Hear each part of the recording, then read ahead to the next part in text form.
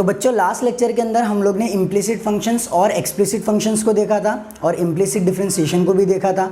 अगर आपने उन वीडियोस को नहीं देखा है तो ऊपर आई कार्ड में आपको लिंक मिल जाएगी, उन लेक्चर्स को आप लोग देख सकते हैं। ठीक है, आज के इस लेक्चर के अंदर हम लोग इम्प्लिसिट फंक्शंस का डेरिवेटिव निकालने के लिए एक शॉर्टकट को देखेंगे। ठीक है, तो इम्प्लिसिट फंक्शंस का डेरिवेटिव निकालना होता है तो हम कैसे करते हैं, उसमें जो सबसे पहला स्टेप होता है वो ये होता है कि हम लोग इम्प्लिसिट फंक्शन को उसके स्टैंडर्ड फॉर्म में लिखते हैं, जो कुछ इस तरीके से होता है f(x, y) = 0। ठीक है, इसका मतलब ये है कि हम लोग क्या करते हैं, इम्प्लिसिट फंक्शन में x और y के सारे टर्म्स को एक जगह ले लेते हैं और राइट हैंड साइड में 0 रहेगा तो भी चलेगा या फिर कोई कांस्टेंट टर्म रहेगा तो भी चलेगा।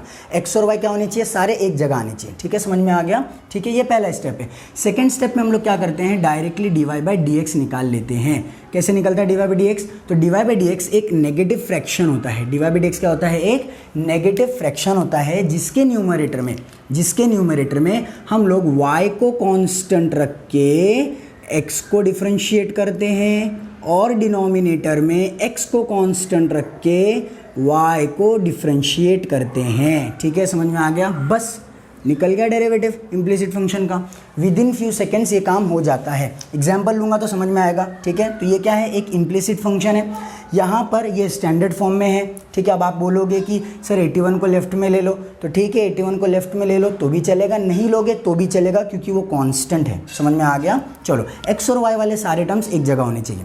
अब क्या करना है, dy/dx निकालना है। तो इस फंक्शन के लिए dy/dx निकालने के लिए मैं क्या करूँगा, एक नेगेटिव फ्रैक्शन बनाऊँगा। ठीक है, न्यूमरेटर में क्या आएगा, y कांस्टेंट x का डेरिवेटिव, y कांस्टेंट x का डेरिवेटिव। ठीक है, तो इसका डेरिवेटिव क्या हो जाएगा, 3x²। y कांस्टेंट है तो y एज इट इज़ रहेगा।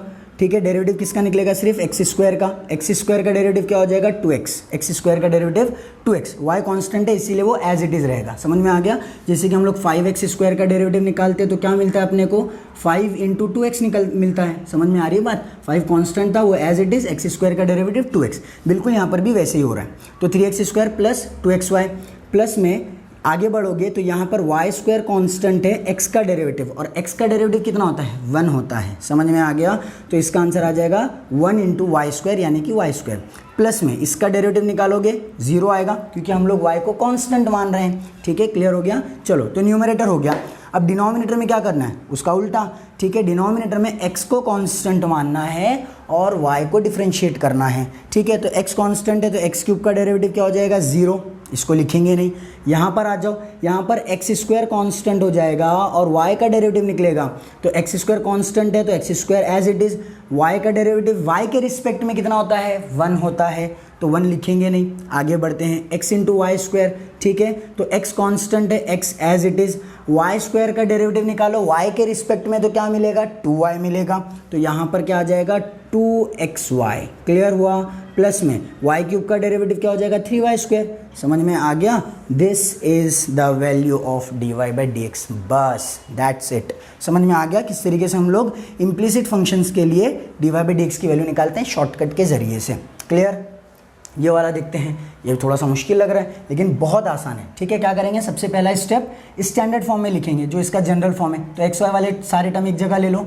ठीक है, उससे बेटर मैं एक काम ये कर लेता हूँ कि है ना, इस एक्सपोनेंशियल फॉर्म को पहले लोगैरिथमिक फॉर्म में कन्वर्ट कर लेता हूँ। ठीक है, क्योंकि उससे थोड़ा और आसानी हो जाएगी अपने को।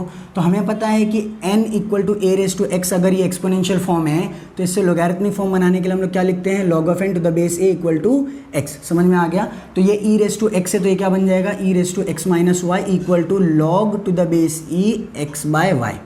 क्लियर हुआ। ठीक है, चलो आगे बढ़ते हैं। इसको थोड़ा और सिंप्लीफाई कर लूँ तो क्या मिलेगा, e⁻x - y = log x - log y। अब बेस में मैं e नहीं लिख रहा हूँ, सारी चीज़ों को क्या करना है, लेफ्ट में लेना है, क्योंकि क्या बोला था मैंने, स्टैंडर्ड फॉर्म में लिखने के लिए x और y वाले सारे टर्म्स एक जगह होने चाहिए। तो यहाँ पर ये आकर के क्या बनेगा, माइनस का log x और प्लस का log y इक्वल टू में क्या बच गया, 0 बच गया। ये भी इम्प्लिसिट फंक्शन है। अब क्या करना है, इसका डेरिवेटिव निकालना है। तो क्या करेंगे, dy/dx लिखेंगे, एक नेगेटिव फ्रैक्शन बनाएंगे जिसके न्यूमरेटर में y कांस्टेंट मान के x को डिफरेंशिएट करोगे। ठीक है, तो e⁻x मान लो पूरे को, चेन रूल। e⁻x का डेरिवेटिव क्या होता है, e⁻x ही होता है। ठीक है, इनटू में जिसको x माने हो उसका डेरिवेटिव, तो x - y का डेरिवेटिव निकालो। x माइनस वाई का डेरिवेटिव निकालो, तो x का डेरिवेटिव 1 हो जाएगा, y का डेरिवेटिव हो जाएगा 0, क्योंकि y को क्या मान रहे हैं, कांस्टेंट मान रहे हैं। तो यहाँ पर इंटू में क्या आएगा, 1 आएगा, लेकिन उसको तो लिखना नहीं है, ठीक है ना। अच्छा, माइनस log x का डेरिवेटिव क्या होता है, log x का डेरिवेटिव होता है 1/x, log x का डेरिवेटिव होता है 1/x, और log y का डेरिवेटिव हो जाएगा 0, क्योंकि y को हम कांस्टेंट मान रहे हैं। समझ में आ गया, न्यूमरेटर हो गया, ठीक है। अब क्या करना है, डिनोमिनेटर निकालना है।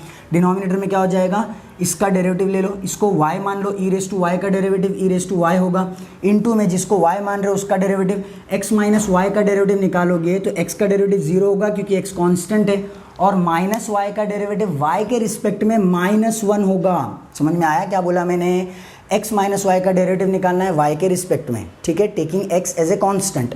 तो x कांस्टेंट है, उसका डेरिवेटिव हो गया 0, y का derivative with respect to y क्या हो जाएगा, 1 हो जाएगा, बीच में माइनस है, इसके लिए क्या आ गया, -1 आ गया। तो यहाँ पर इंटू में क्या लिखोगे, -1 लिखोगे, समझा, ठीक है। अच्छा, माइनस लॉग x, इसका डेरिवेटिव 0, क्योंकि x कांस्टेंट है, प्लस लॉग y यानी कि प्लस लॉग y का डेरिवेटिव 1/y, ठीक, क्लियर। अच्छा, अब क्या करेंगे, इसको और सिंप्लीफाई कर लेंगे, तो this will become x into e raise to x minus Y minus 1 divided by x the whole divided by minus y into e raise to x minus y plus 1 the whole divided by y, ठीक है, समझ में आ रहा है सबको। अच्छा, equal to, यहाँ पर माइनस की साइन पहले से थी, क्योंकि नेगेटिव में निकलता है ना d Y by D x. अच्छा, इसको क्या करो, थोड़ा और सिंप्लीफाई कर लो, आंसर आ जाएगा। तो d Y by D x की वैल्यू क्या मिलेगी, d Y by D x will be equal to negative of x into e raise to x minus Y minus 1 में एक्स इंटू में आई गेस वो आपको दिख रहा है, अच्छा नहीं दिखेगा अब, ओके, इधर लिख लेते हैं, ठीक है।